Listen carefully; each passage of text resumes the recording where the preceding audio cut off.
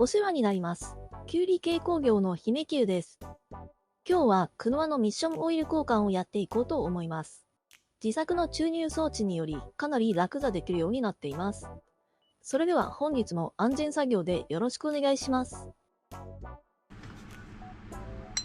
まずは車をジャッキアップして古いミッションオイルを抜いていきます。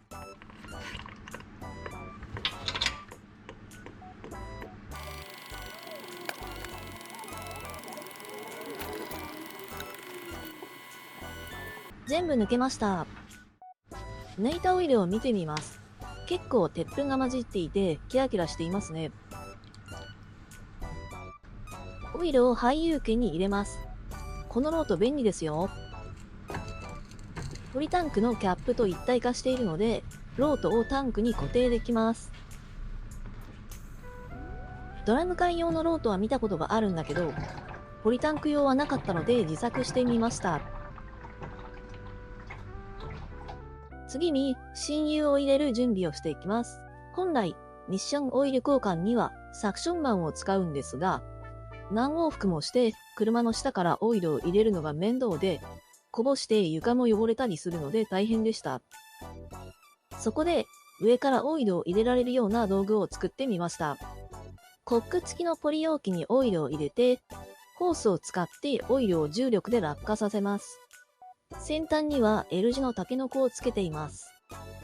柔らかいホースを直接フィラー穴に刺してしまうと、穴にフィットして空気の逃げ場がなくなってしまいます。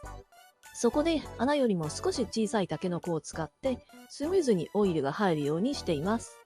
商品名やスペックはここに書いてある通りなので参考にしてください。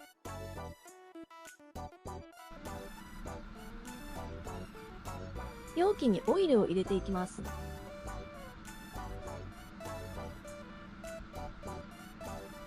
実はここでコックが開いているという事故が発生しています。危うくオイルが漏れるところだった。ちゃんと油を入れる前に指差し確認しないとね。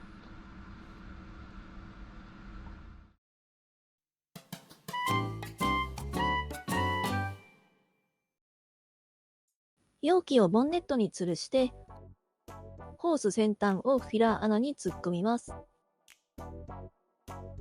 そして、コックを開けると勝手にオイルが入っていきます。これはめっちゃ楽ですね。待っている間に片付けや次の準備もできます。2.2 リットルのオイルを入れるのに、所要時間は2分くらいでした。真冬だともう少し時間がかかりそうですね。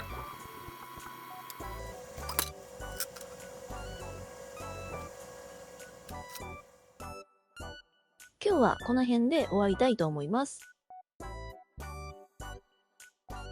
今日の作業報告書はこちらになります。ご確認いただけましたら、高評価、チャンネル登録をお願いいたします。